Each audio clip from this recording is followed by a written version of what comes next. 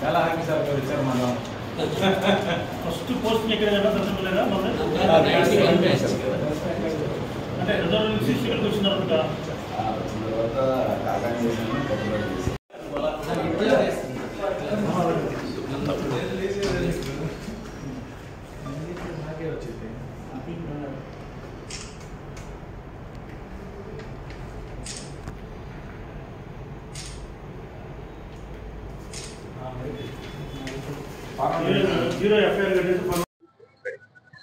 ఈరోజు తిరుమల తిరుపతి దేవస్థానంలో అమ్మేటటువంటి లడ్డూ ప్రసాదాల్లో కల్తీ జరిగినట్లుగా ఎన్నోసార్లు గత ప్రభుత్వంలో హయాంలోనే ఎన్నోసార్లు భక్తులు ఫిర్యాదు చేసినప్పటికీ పట్టించుకున్న వారు లేరు.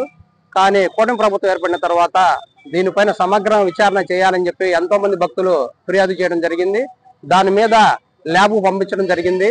ఆ ల్యాబ్ రిపోర్టు ప్రకారం ఆల్రెడీ లడ్డూ ప్రసాదాల్లో కల్తీ జరిగిన మాట వాస్తవే. చేప నుంచి చేసినటువంటి ఆయిల్ మరియు జంతువుల కళేబరాల నుంచి కొవ్వుని కరిగించి తీసిన ఆయిల్ తోటి లడ్డూ ప్రసాదాలు తయారు చేసినట్లుగా గుర్తించారు. అదే రిపోర్టు సమర్పించడం జరిగింది. ఎంతో మంది పవిత్రంగా పోల్చేటటువంటి తిరుమల తిరుపతి దేవస్థానంలో ఎంతో మంది భక్తుల మనోభావాలను దెబ్బతీసే విధంగా చేసినటువంటి ఇలాంటి దుశ్చర్యమైన కార్యక్రమాలపై ఇలా అవకతవకలపై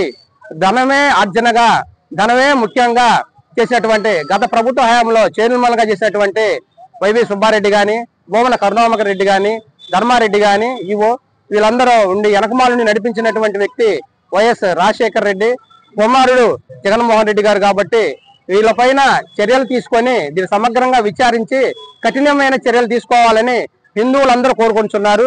కావున మేము సత్తరపల్లిలో మొట్టమొదటిసారిగా లీగల్ సెల్ తరఫున పోలీస్ స్టేషన్ లో కంప్లైంట్ ఇవ్వడం జరిగింది. దీన్ని ఫార్వర్డ్ చేసి 0 FIR కట్టి ఫార్వర్డ్ చేసి బాధ్యులపై కఠిన చర్యలు తీసుకోవాల్సిందిగా మనవి.